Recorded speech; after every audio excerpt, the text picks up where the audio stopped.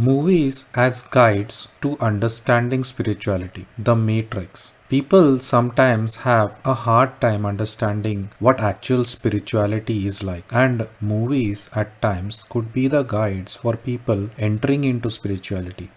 Welcome to my channel, All Things Spiritual. Today we will look into a 1999 movie, The Matrix, and try to draw parallels with respect to spirituality. Please don't forget to like, share, and subscribe to my channel. The latest installment of this movie was just released in the month of December, and as a reboot to the current franchise, remakes could be made, but the originals really bring the nostalgia of what that franchise was really about. The Matrix was a 1999 science fiction action movie, and it depicts a dystopian future in which humanity is unknowingly trapped inside a simulated reality, and the Matrix, in which intelligent machines have been created to distract humans while using their bodies as an energy source. When a computer programmer, Thomas Anderson, under the hacker alias Neo, uncovers the truth, he is drawn into a rebellion against the machines, along with other people who have also been freed from the Matrix.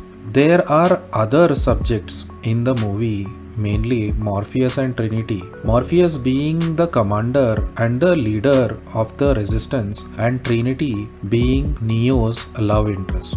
Take 1. The bugging of Neo. The parallel that I could draw would be with respect to an individual who has been living his life but is really not satisfied with his life. The movie shows a similar line that Neo, our protagonist, is in search of the truth of the Matrix but is trying to wake himself up from this simulated reality, and it happens to us that 99% of all of us are asleep owing to the fact that we do not know our Atman. The path to realization begins when the Jiva is unsettled with his life, with all the problems of his life that bother him day in and day out, and that begins his search into this alternative lifestyle to get out of his problematic life. He is, however, met with fake gurus, and they do not offer any solution to him or her but just extort money from him and drive him further into bondage rather than freeing him. The exact analogy here seen is that in a scene where Neo gets bugged by an agent, and when he has been extracted by this resistance group and he meets up with Morpheus, that I would consider to be as the guru in spiritual speak. The meeting with the guru of any individual at no point of his time is to know his own Atman, but he has all this laundry list of items that he would like to get rid of in his or her waking life. Drawing a parallel here, Neo wants to know what waking up in the real world looks like, and he is not really aware at this point what his potential is like, but his guru who takes him in perfectly knows what he is about and places a lot of faith in him, but he still gives him a chance to exit and go back to the world of Maya that he's been into.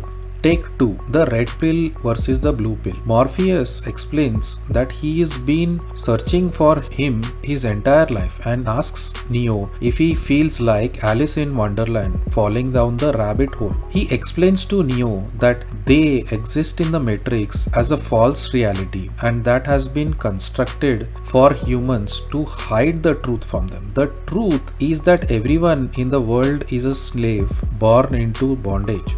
Morpheus then holds out 2 pills. In his left palm, he has a blue pill. If Neo takes it, he will wake up in his bed and believe whatever he wants to believe. But if he takes the red pill in Morpheus's right hand, then he will stay in Wonderland and he would show how deep the rabbit hole goes. Neo then takes the red pill. The gurus, in a sense, do the same, but they don't tell us where they would take us down a rabbit hole, but they do actually take us down a rabbit hole. And there may be instances where a disciple may take a blue pill later and exit the relationship and be back into the world of objects because he forgets what got him to the Guru in the first place. It would be mainly those unsatisfied desires that they wanted fulfilled in their lifetime on earth. Many disciples do take the red pill and begin their waking up process. The red pill may also indicate a Shaktipat process that the Guru imparts to his or her disciple. This may change his or her life forever. The Shaktipat would indicate the initiation of the disciple into the school of spirituality of the Guru. And so does it happen in the movie too. And Morpheus meets Neo on the other side, the true side, where Neo asks if he is dead or alive. And Morpheus replies that he is far from dead. And a further explanation would be explained as the Guru, through his universal body, makes changes to the gross, subtle and the causal bodies of his disciple, and that constitutes the disciple to get into the path of spirituality. Take 3. The jump program. Another point where it clearly aligns with spiritual induction was at the point of when the jump program is loaded. Both men now stand on one of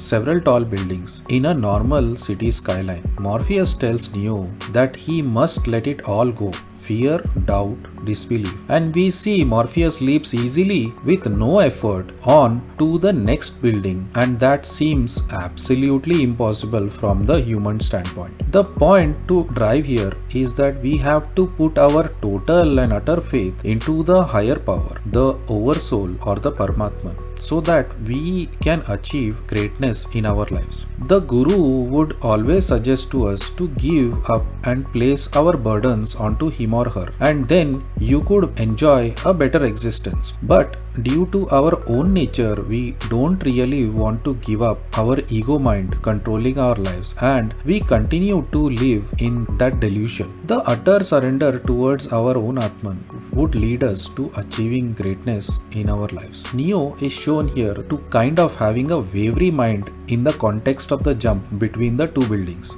With this half-baked confidence, he goes in for the jump, ending himself into a pitfall and finally plummeting down into the road.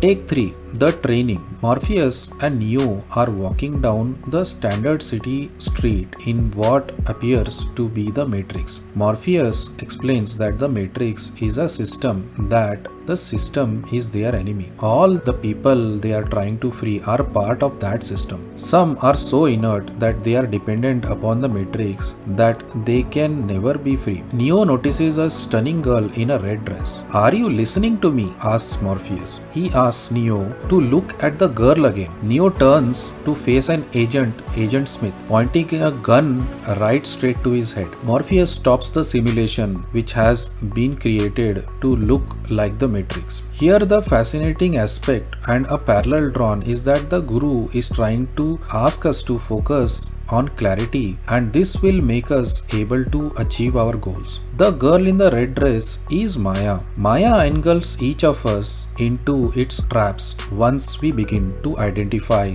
our place in the objective world. Morpheus tells Neo that if you are not concentrating on the proper things, then there are other things that may come and trap you later in the form of agents. Agents are our past karmas. They come back to haunt us. In case our past karmas aren't good, we may face a lot of difficulties in our life, and the Guru sometimes could bail us out from these despicable past deeds.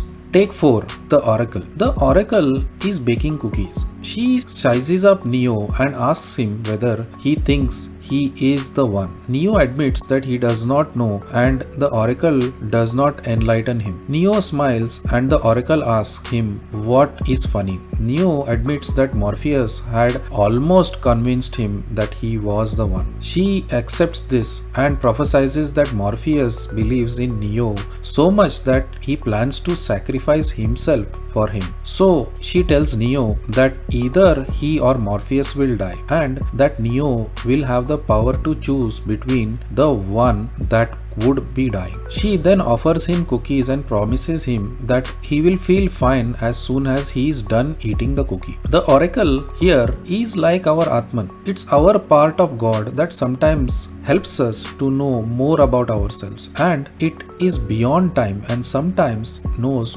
what the Jiva really needs to hear or see. We sometimes see strange dreams that may show us a peek into our own futures. The Atman, as it is aware of the Jiva's life before birth and beyond death, it shows him or her glimpses of certain events of the life, which is really no big deal to the Atman if you think about it. In the earthly world where time is given so much importance, that the value of this information is so great if it is presented to us a day in advance. It is nothing actually to the Atman, truly speaking. The information of the future therefore is kept under wraps by the Atman so that man can contemplate about it, and therefore living our day-to-day life becomes far more simpler. Imagine for a moment if you knew you were going to die in the next 2 months, how troubling our existence would be. The oracle tells Neo in a bit of decoded language that he may not be the one, and that he or Morpheus were going to be sacrificed for that cause.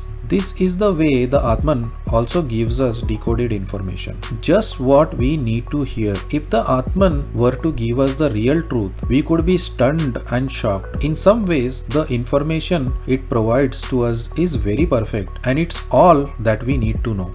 Take 4. The agents capture Morpheus and Neo saves the day. Due to the inner leak from a snitch from the Morpheus' team, Morpheus is captured by the agents, and the agents plan to extract the information from him. Neo remembers his talk with the oracle, and since the team contemplates whether to sacrifice Morpheus or not for the cause of Neo, Neo explains that he is not the one. Neo says, relaying his understanding of the discussion with the oracle, she did not enlighten him as to whether he was the promised Messiah, and since Morpheus was willing to sacrifice himself, Neo knows that he must do the same. The team calls it suicide. Morpheus has been captured and it's a military occupied building and there are agents inside. Neo says he only knows that he can bring Morpheus out. Trinity decides to come with him, reasoning with Neo that he will need her help and that now that she is the ranking officer of the ship. The understanding that we get from this is that we need to believe in ourselves, and even though Oracle gave him the information that he was going to sacrifice himself for Morpheus in the same way that Morpheus would sacrifice his life for him, the Oracle exactly knew what he needed to hear, that in the time of need you need to step up your own game and put yourself out there as a leader and not sit down expecting miracles. We need to have certain level of confidence in ourselves, and we should not hold ourselves back for certain unknown fears that we may have. Here, as you see, an unknown fear was built up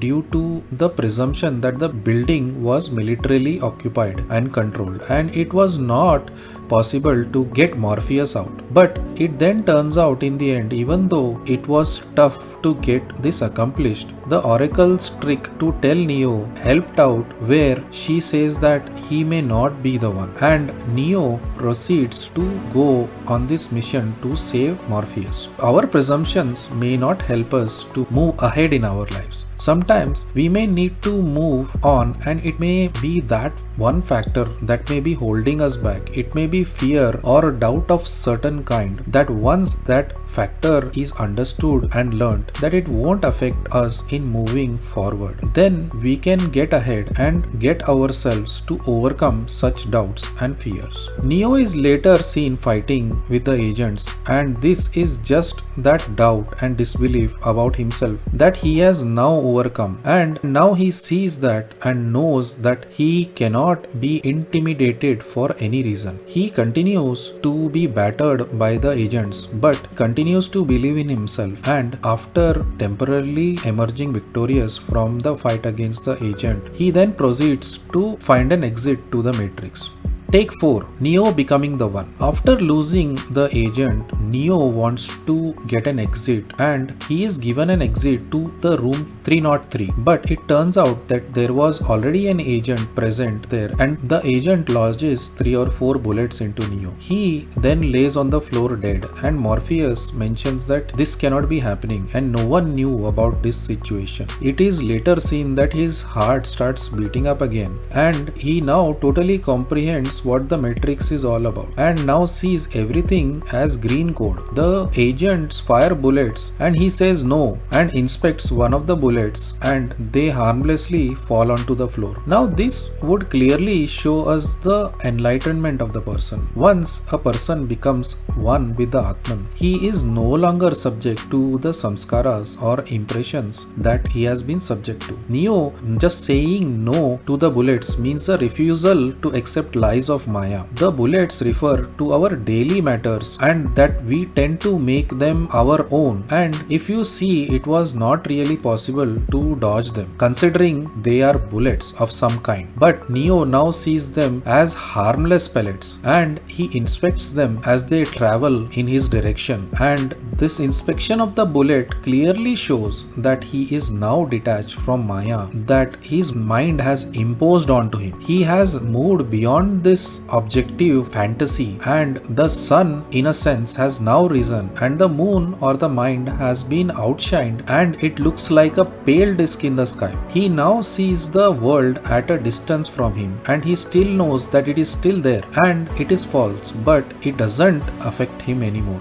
How did you like the video on the analogy of the Matrix in our spiritual lives? Please do let me know in the comment section below. Please don't forget to like, share and subscribe to my channel, and I will see you in the next video.